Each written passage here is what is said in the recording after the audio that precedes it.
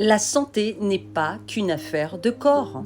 Pourquoi? Parce que c'est une affaire de terrain, de croyance et de conscience. On parle souvent de santé comme si elle se résumait à un symptôme, à un organe, à un diagnostic. Mais la vérité est bien plus profonde que ça. Ça veut dire que la santé commence bien avant le corps.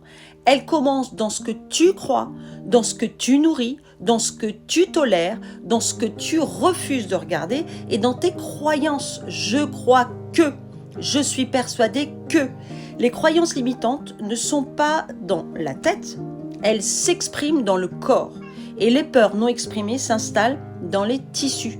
Donc les conflits intérieurs créent de toute façon un terrain inflammatoire, acide et saturé. Bien évidemment, on va avoir toute la partie alimentation, la façon de respirer, la façon de manger, la façon d'éliminer, la façon de bouger. Mais surtout, il va y avoir aussi la peur de manquer, la peur d'être abandonné, la peur de décevoir, la peur de ralentir, la peur d'être soi. Parce que ces peurs-là ne disparaissent pas parce qu'on les ignore. C'est tout l'effet inverse.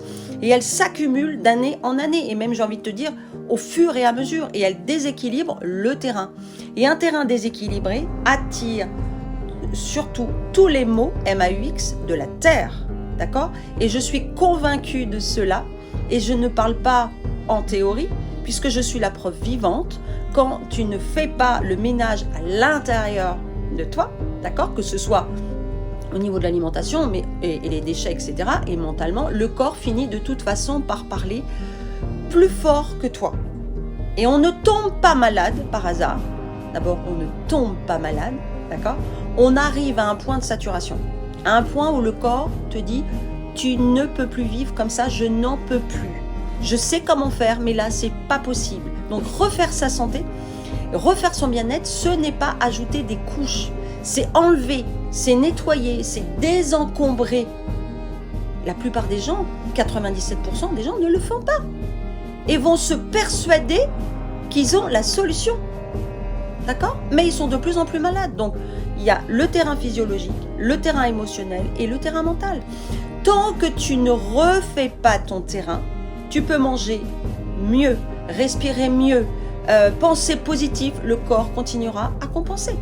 Donc ça veut dire que le bien-être durable commence quand tu acceptes de revoir ta manière de penser, ta manière même de questionner tes croyances héritées, écouter tes peurs au lieu de les fuir et mettre un nom, et respecter les cycles du vivant.